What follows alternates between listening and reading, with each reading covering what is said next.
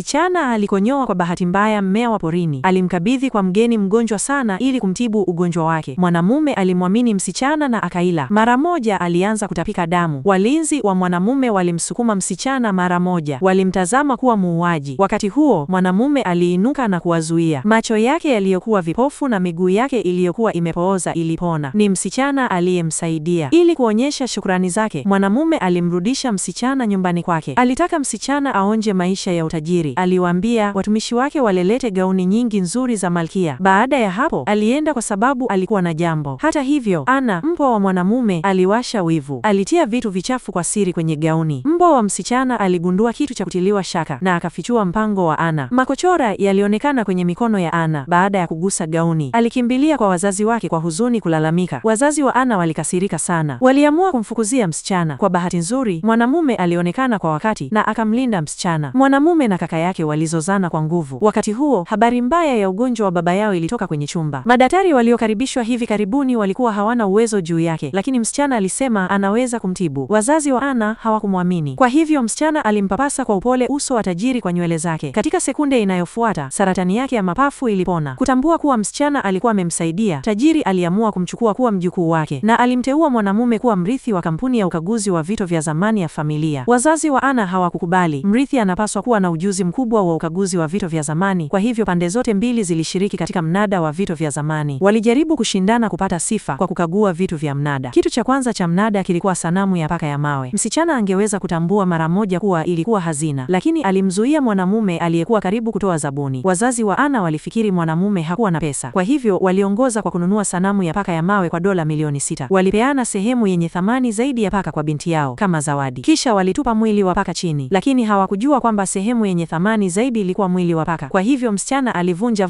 mwili wa paka mbele ya kila mtu. Ndani kulikuwa na jadei bora. Baada ya ukaguzi na wataalam, thamani yake ilifikia dola milioni 60.